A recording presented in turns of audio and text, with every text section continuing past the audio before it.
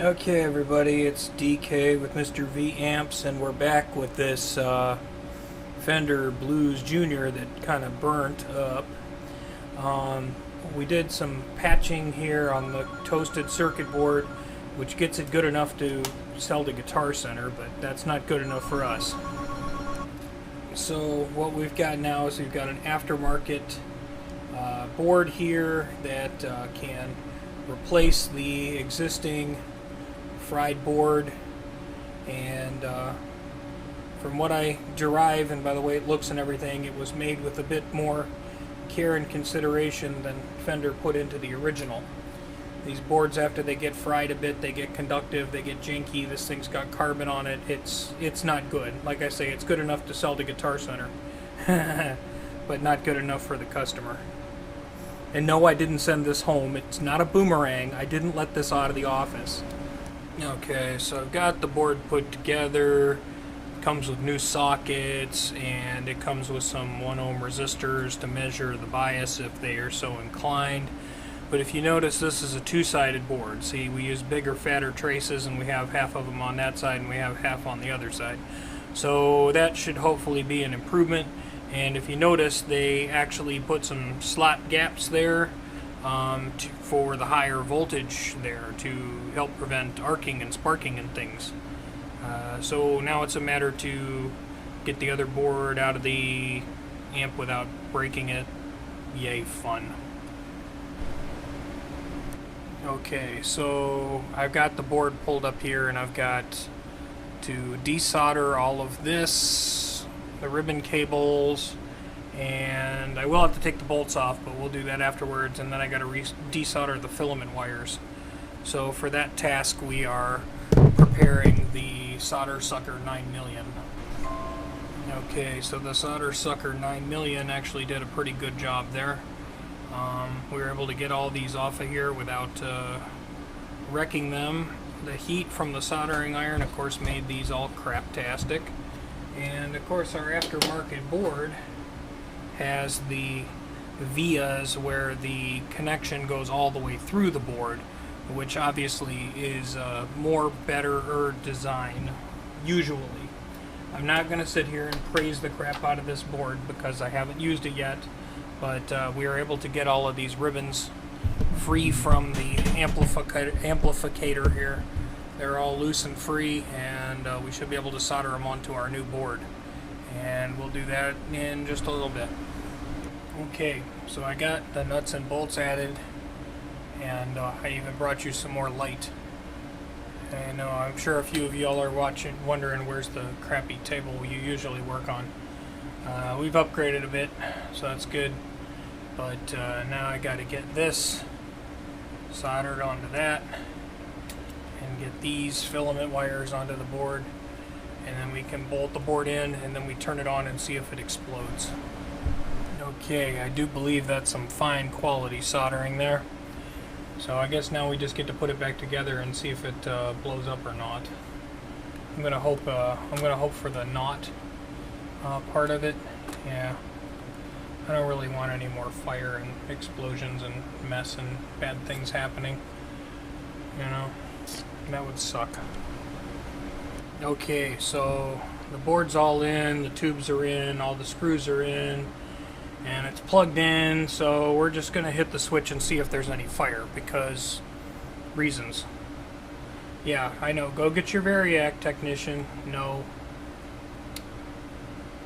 Alright, so it's on,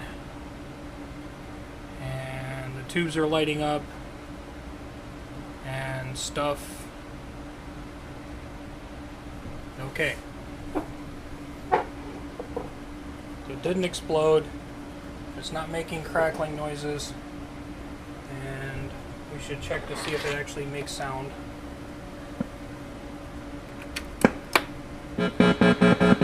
Yes, it does.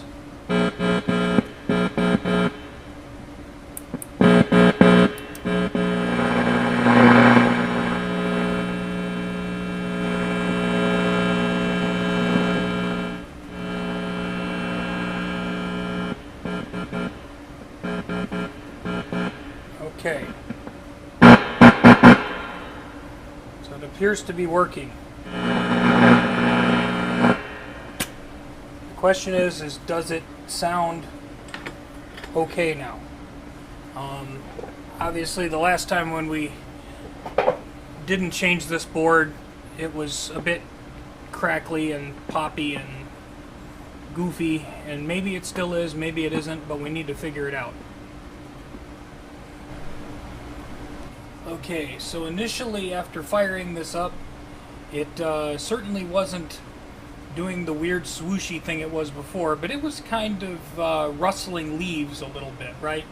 And that's usually, you know, capacitors, which I already dealt with the main filters and that stuff. So I was just trying to figure it out, so I pulled out the chopstick from, you know, I don't know, Panda Express or wherever the hell it came from, and just started poking through. I didn't find anything, but after it had been on for a few minutes, it just stopped doing it altogether. And that's kind of the most frustrating thing. So I guess I got to keep an eye on it. Maybe, usually, you know, if it's a crap solder joint, you can just poke at something and you'll get a reaction, some kind of crunch or a crack. Or, you know, this amp has been on the shelf for, I don't know, 6-8 months before I got my hands on it. So it might just be that, you know, some of the electronic components had a smidge of moisture in them, or the board had a bit of moisture or whatever, and everything's just kind of waking back up. I don't know yet. I'm going to keep monkeying with it just to make sure that I can't find anything further that's hindering it, because I'm not at the moment. Ugh. Okay, I was mentioning this has a weird tone stack, okay? Like, I've got bass and treble turned down and middle turned up. That seems to give me a louder sound. Okay, so middle... that's what that does. Bass is weird. You turn up bass, and it, like, reduces treble.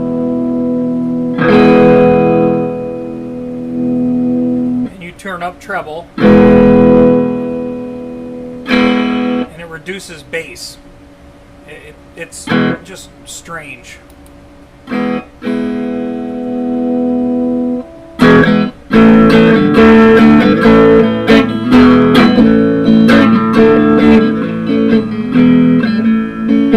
Apparently I'm clipping my microphone according to my camera.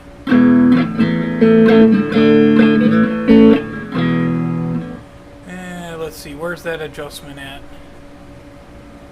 Yeah, it's funny, I let it cool off, I powered it back on, and as it warmed up, it gave me just a little bit of a little crickle crackle, and then it came right back to life. Now, is it just because these are older tubes? Is there something funny? Do I need to leave this bake for a while? I mean, if it's going to be fine and happy and not crunchy and not weird and whatever, great, but I want to get to the bottom of this. I'm not 100% certain what that is. And we can finally do a demo and send this thing home, because I would like to see it go back to its owner. Okay, so the camera's microphone sensitivity is down, so I can play the amplifier. The sort of swooshy, crackly noise on startup, after changing the power tubes from some used EL84s that I had to those 6P, 14P, the Russian tubes, you know, that Dr. Z likes, far better. So it's got brand new power tubes in it. Yeah, I guess it needed it. I mean, those tubes that I had in my stash that were gently pre-owned, apparently they still needed some help. So we're back to operational, and it definitely sounds a lot more like a Blues Junior rather than a broken Blues Junior. I know last time I did a sound demo, I wasn't happy with it. I'm not a huge fan of this model amp, so I don't know if I'll ever be happy with it. But, you know, that's just me being opinionated. But obviously, I think we've restored all of its function, and I think the owner will be happy to have his amp back working.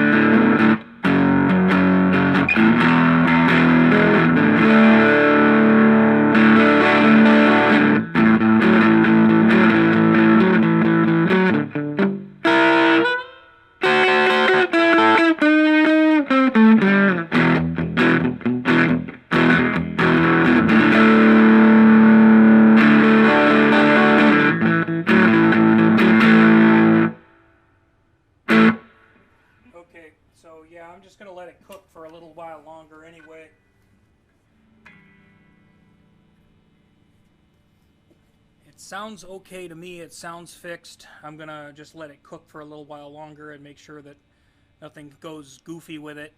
But it's not doing that weird sort of the sound doesn't come through, or it sounded hindered. I guess you could say the sound before changing this board out. I would say the sound it sounded hindered, like it would jump the gap, and it would kind of the volume was unsteady. It would go up, it would go down. It was weird, and I didn't let it go that way. I was hoping not to have to break the bank on this thing, but I did get it repaired for Buddy within budget. Unfortunately, it's at the top of the budget. They can't all be winners, I guess. So there you go. Fender's Blues Junior Special Edition Tweed something or other. I hope the camera can hear me because it's a manual volume adjust and I had to turn the sensitivity way down to record the amp. Peace.